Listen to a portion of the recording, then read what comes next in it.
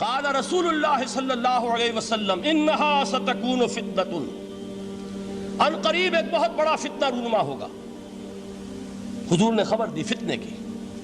حضرت علی فرماتے اس پر میں نے عرض کیا، میں نے عرض کیا مل مخرج منہا یا رسول اللہ، اے اللہ کے رسول اس سے نکلنے کا راستہ کون سا ہوگا؟ السلام علیکم، میرا نام ہے رضوان حسین۔ یہ بیان ڈاکٹر اسرار احمد کا جس فتنے کے بارے میں ہے، آپ اس کو ضرور سنیں کیونکہ آپ بہت ساری چیزوں سے بچو گے۔ میں نے اس کو سنا، مجھے اچھا لگا، اس لیے میں یہ اپلوڈ کر رہا ہوں۔ اب یہ آپ لوگوں کے اوپر ہے کہ آپ اس کو سنتے ہیں یا نہیں۔ مجھے اس بیان نے بہت ساری چیزوں سے بچایا ہے، اس وجہ سے میں نے یہ بیان اپلوڈ کرا ہے۔ آپ یقین جانیں آپ کا ایمان تازہ ہو جائے گا۔ آپ اس بیان کو سنیں جس میں ڈاکٹر اسرار احمد نے حدیثوں کو بھی حوالہ دیا ہے۔ انشاءاللہ آپ کو مزہ آئے گا۔ دیکھیے یہ لکھا ہوا ایگزٹ، نکلنے کا راستہ، اور عام طور پر آپ نے دیکھا ہوگا بڑے ہالز میں یہ سرخ روشنی ہوتی ہے، اس میں اس کا اہتمام کیا جاتا ہے کہ اگر خدا نہ خواستہ کو حادثہ ہو جائے لوگوں کو معلوم ہو نکلنے کا راستہ کون سا، یہ مخرج ہے۔ حضور نے خبر دی کہ فتنہ ہوگا۔ تو دیکھیے میں ایک بات عرض کیا کرتا ہوں، ذرا توجہ کیجئے۔ ہمارا حال کیا ہے؟ ہم بڑے ریشنلسٹ قسم کے لوگ ہیں، یہ زمانہ ریشنلزم کا ہے۔ اگر ہم ہوتے تو کیا پوچھتے؟ وہ فتنہ کیا ہوگا، کیوں ہوگا، کہاں سے آئے گا؟ ہمارے سوال یہ ہوتے، کب آئے گا، کیوں، کہاں، کب، کیسے۔ ان سب کی حیثیت علمی سوالات کی ہے۔ بھائی کب آئے گا ایک علم ہے، کیسے آئے گا علم ہے، کہاں سے آئے گا علم ہے، لیکن اصل جو عملی اعتبار سے اہمیت والی شے ہے، بچاؤ کا راستہ کون سا ہوگا محمد الرسول اللہ، یہ بتائیے ہم۔ مل مخرج منہا یا رسول اللہ، حضرت علی نے یہ نہیں پوچھا فتنہ کیا ہوگا، کہاں سے آئے گا حضور، کیوں آ جائے گا، کب آ جائے گا، نہیں، مل مخرج منہا یا رسول اللہ، اے اللہ کے رسول یہ بتائیے کہ جب وہ فتنہ رونما ہوگا تو نکلنے کا راستہ کون سا ہوگا۔ اس کا جواب ہے، ارشاد فرمایا محمد رسول اللہ نے، کتاب اللہ، اللہ کی کتاب ہے وہ مخرج۔ یہ کتاب ہے کہ جس کو تھامو گے تو فتنوں سے محفوظ رہو گے۔ اس کے بعد آپ فرماتے ہیں فیہ نبأ ما قبلکم وخبر ما بعدکم وحکم ما بینکم، اس میں تم سے پہلوں کی بھی خبریں موجود ہیں، عاد اور سمود اور قوم نوح اور قوم ہود اور قوم لوط اور قوم صالح اور آل فرعون، یہ کون ہے؟ من قبلکم، تم سے پہلے۔ وفیہ خبر ما بعدکم، جو کچھ تمہارے بعد ہونے والا ہے اس کی خبریں بھی موجود ہیں، لیکن وہ کیسے ہوں گی؟ وہ بٹوین دی لائنز ہوں گی، وہ بین السطور ہوں گی۔ ان کے لیے انسان کو، آپ کو معلوم ہے ایک عبارت میں سطور ہوتی ہے اور ایک درمیان میں ہوتا ہے، ان کے کچھ لکھا ہوا نہیں ہوتا۔ You have to read between the lines۔ قرآن میں بعد میں آنے والے حالات بھی درج ہیں، لیکن اس طرح نہیں جیسے کہ پچھلے حالات درج ہیں۔ اس کے لیے ذرا ان ڈیپتھ پونڈرنگ اوور، غور و فکر اور تدبر کی ضرورت ہوگی۔ وَحُکْمُ مَا بَيْنَكُمْ، اور جتنے اختلافات تمہارے اندر پیدا ہوں گے تا قیام قیامت، ان سب کا فیصلہ بھی اس کتاب میں موجود ہے۔ وَهُوَ حَبْلُ اللَّهِ الْمَتِينُ وَهُوَ الذِّكْرُ الْحَكِيمُ، یہی تو ہے وَهُوَ الصِّرَاطُ الْمُسْتَقِيمُ، سیدھا راستہ اور کون سا؟ یہی قرآن تو ہے۔ ہر رکعت میں کہتے ہو اہدنا الصراط المستقیم، اور قرآن دیا ہوا ہے اس پر غور نہیں کرتے۔ عجیب تماشا ہے ہمارا، نماز کی ہر رکعت میں اہدنا الصراط المستقیم، اور حضور فرمائے وَهُوَ الصراط المستقیم، صراط مستقیم یہ قرآن ہی تو ہے، الذکر الحکیم یہ قرآن ہی تو ہے، وَهُوَ حبل اللہ المتین، اور یہی ہے اللہ کی مضبوط رسی۔ آپ نے قاری صاحب سے وہ آیات سنی سورہ آل عمران کی، وَاعْتَصِمُوا بِحَبْلِ اللَّهِ جَمِيعًا وَلَا تَفَرَّقُوا، اللہ کی رسی کو مضبوطی سے مل جل کر تھامو اور تفرقے میں مبتلا نہ ہو۔ تفرقہ ہوگا تو کیا ہوگا؟ تمہاری ہوا اکھڑ جائے گی۔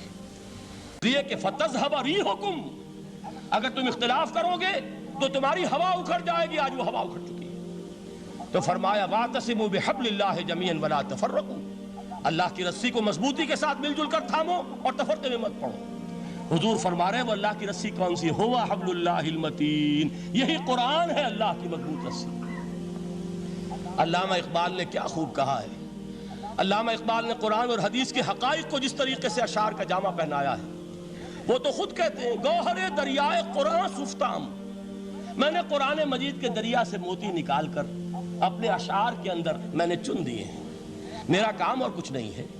موتی کوئی بھی غواص پیدا نہیں کرتا، دریا کی گہرائی سے نکال لاتا ہے. یہ میری حکمت نہیں ہے جو میرے اشعار میں ہے، یہ میں نے قرآن مجید کے دریا میں غوطہ زنی کر کے اس سے یہ موتی نکالی. گوہر دریائے قرآن سفتام. اب دیکھیے اسی حدیث کے اس ٹکڑے کو کیسے شعر میں لائے ہیں.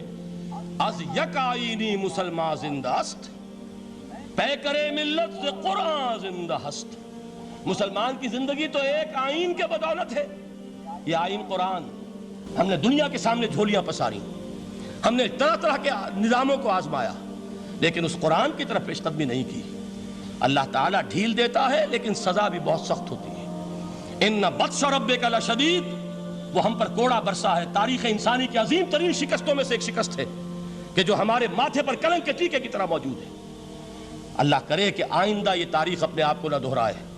لیکن میں عرض کر دیتا ہوں آپ سے، جو ہمارے لچھن ہیں، جو ہمارا طرز عمل ہے، جو ہمارے لیل و نہار ہیں، جو ہمارا انداز ہے، اللہ کے دین کا استہزاء اور تمسخر، جس طرح اللہ کے ساتھ مذاق ہم کر رہے ہیں، اس کا شاید اس سے بھی کہیں زیادہ برا نتیجہ نکلے. اللہ مجھے اور آپ کو اور ارض مقدس پاکستان کو اس انجام سے بچائے. لیکن اس کے لیے کام کرنا ہوگا. صرف کہنے سے بات نہیں بنے گی، کمر کسنی ہوگی. ہمت جو ہے پھر انسان کو اثر نو، ایک نئی تعمیر، ایک عزم، ایک ہاتھ میں قرآن اور ایک میں تلوار لے کر یہ امت پھر دوبارہ میدان میں آئے. بہرحال عرض یہ کرنا تھا. اقبال کہتا ہے از یک آئینی مسلمان زندہ است، پیکرے ملت سے قرآن زندہ ہست. ماں ہما خاک و دل آگاہ اوست، اعتصامش کن کہ حبل اللہ اوست. تامو اس کو مضبوطی کے ساتھ، حبل اللہ یہی قرآن ہے. یہ یک آئینی اور پیکر قرآن کی زندگی، پیکر ملت کی زندگی جو ہے اس قرآن کی بدولت ہے. تو حضور نے کیا فرمایا؟ فتنے سے بچنے کا راستہ کون سا ہے؟ کتاب اللہ فیہ نبأ ما قبلکم وخبر ما بعدکم وحکم ما بینکم وہو الصراط المستقیم وہو حبل اللہ المتین وہو الذکر الحکیم. ایک 3 جملے اور سن لیجئے. هو الذی لا یشبع منہ العلماء ولا یخلق عن کثرت الرد. یہ قرآن وہ شے ہے جس سے اہل علم کبھی سیر نہ ہو سکیں گے. ولا تنقضی عجائبہ، اس کے عجائب کبھی ختم نہیں ہوں گے. یہ ہیروں کی وہ کان نہیں ہے کہ جو کبھی خالی ہو جائے کہ سارے ہیرے نکل چکے اب مزید ہیرے نہیں ہیں. نہیں، علم اور حکمت کے ہیرے اور ہدایت اور حکمت کے موتی اس میں سے ابد الآباد تک نکلتے رہیں گے. ضرورت صرف کھودنے کی ہے. میں نے وہ لفظ استعمال کیا تھا. آج کا قرآن کھودنا ہوگا. آج کی ہدایت اس قرآن سے نکالنی ہوگی.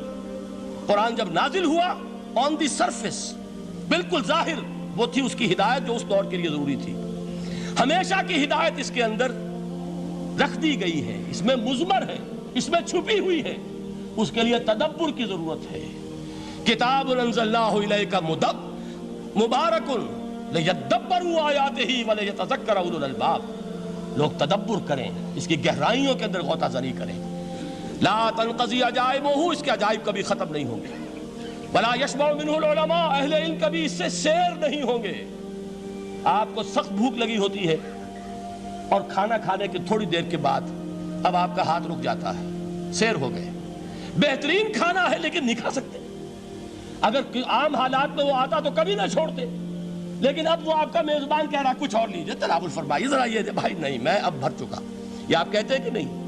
حضور فرمائے یہ قرآن وہ شے نہیں ہے جس سے اہل علم کبھی سیر ہو سکے.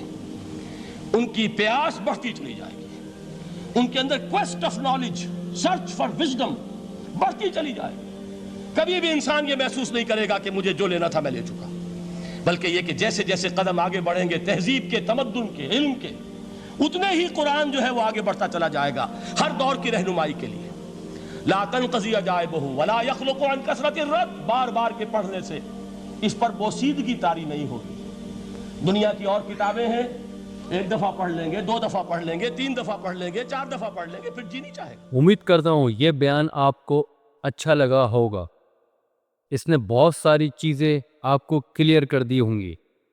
اگر آپ لوگ چاہتے ہیں کہ میں اس طرح کے بیانات اپنے چینل پہ اپلوڈ کرتا رہوں تو اس ویڈیو کو سبسکرائب کریں اور شیئر کریں۔ اب تک کے لیے اتنا ہی، اللہ حافظ۔